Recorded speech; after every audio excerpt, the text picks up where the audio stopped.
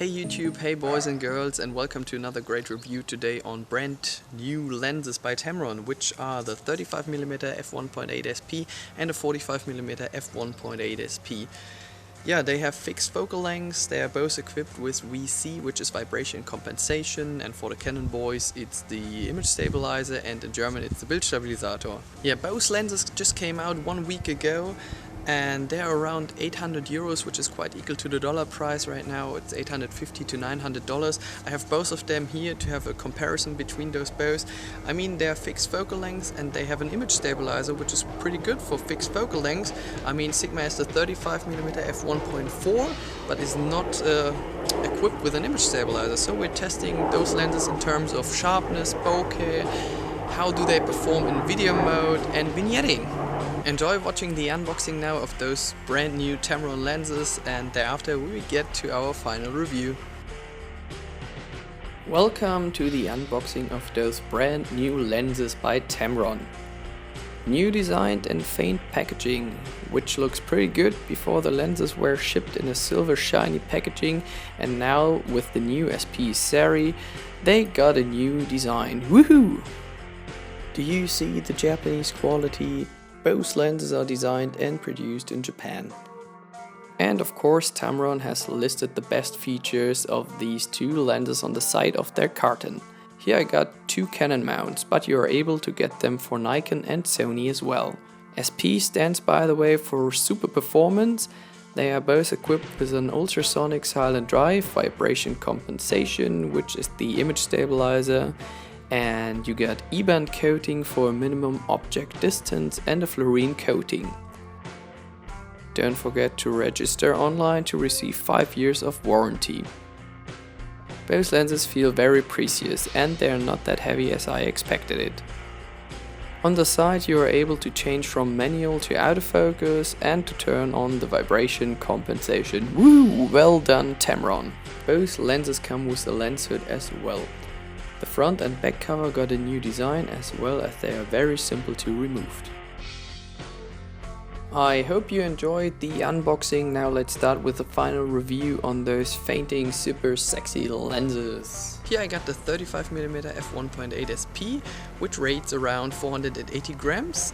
For Canon users and for Nikon users it's around 450 grams. If you use this lens on a full frame camera you get 63 degrees of view, and if you use this lens on an APS-C sensor you get around 43 degrees of view.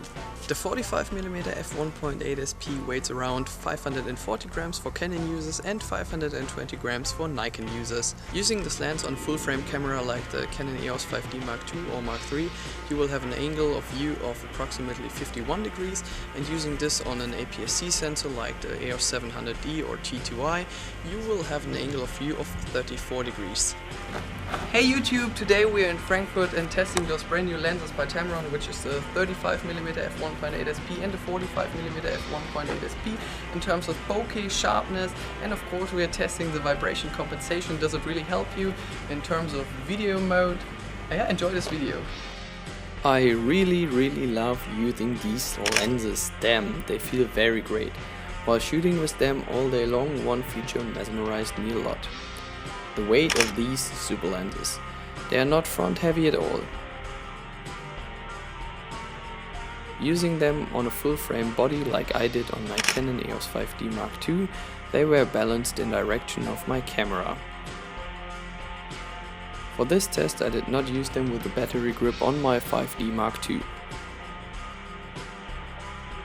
The only lens I can compare in terms of sharpness while shooting with an open aperture is the Canon 135 f2.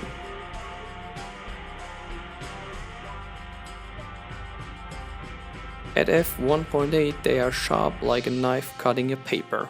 The bokeh of these lenses is so creamy. There is no other lens with such a smooth bokeh known to me.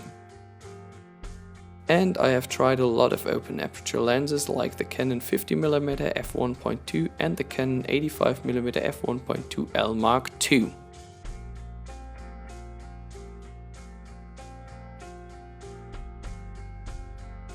For our shooting we used a Manfrotto and an Enduro tripod. For the steady shots we used the DJI Ronin M, just for your information.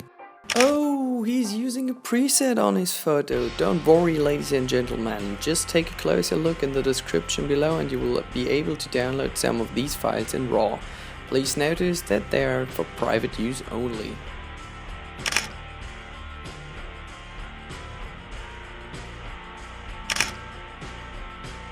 You can see a small amount of lens flare as you point the 35 and the 45mm towards the sun or another light source. The lens flare is more marked on the 35 than on the 45mm. And exclusively for you there are some more examples of those two lenses. Now let's get to the noticeable blemish, the autofocus. In my test, the autofocus seemed not to be the fastest one. Having tried the Sigma 35 and 24mm compared to the Tamrons, they seem to be a bit slower in focusing.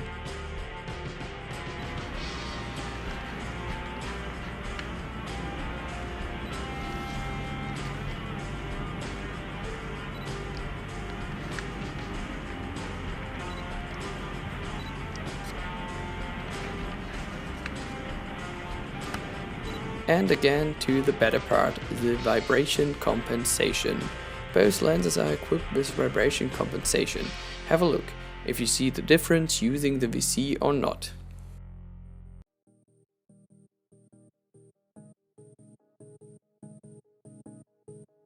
And now let's take a closer look at the video performance of my Canon EOS 5D Mark II using the 35 f1.8 SP and the 45 f1.8 SP on the cornfield. In a few seconds you will see the difference between the 45 and the 35mm. I know you won't see that much of a difference, but it depends on your space.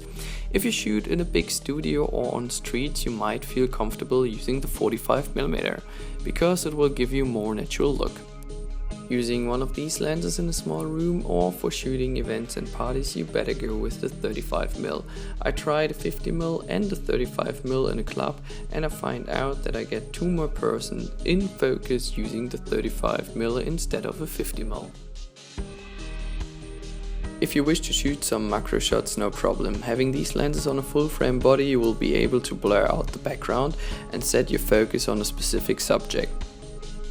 The minimum object distance of the 35mm is 7.9 inches and on the 45mm it's 11.4 inches.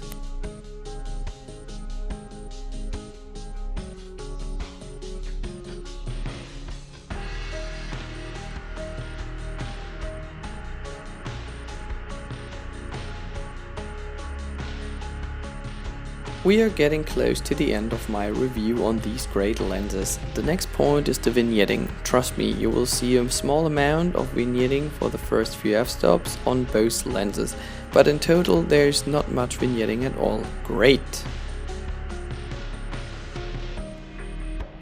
Last point, chromatic aberrations. Astonishing, there are quite no chromatic aberrations at all. At f1.8 there is a small amount of magenta and green edges of the electric fence. But I would say this amount is nice to have.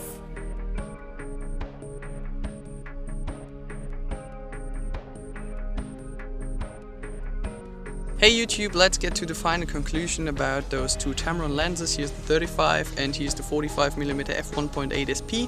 As you heard it, the maximum aperture will be 1.8 and the minimum aperture is f16.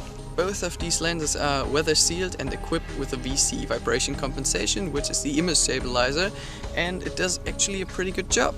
Two negative points about those lenses are the distance of the focus. I mean, you have to get a really long way from the closest to the farthest distance, and the autofocus is not the fastest one. Let's get to the final result. Which lens should you buy? If you have another answer to that question, just leave me a comment below.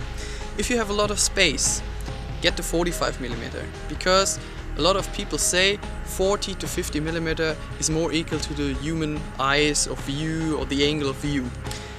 If you have not enough space, like if you shoot in a club or in a small room, get the 35. That is my simple answer to that question. I mean, they're both the same in terms of aperture, sharpness, bokeh, and of course the price. I hope you enjoyed this video. See you next time, YouTube. Bye bye.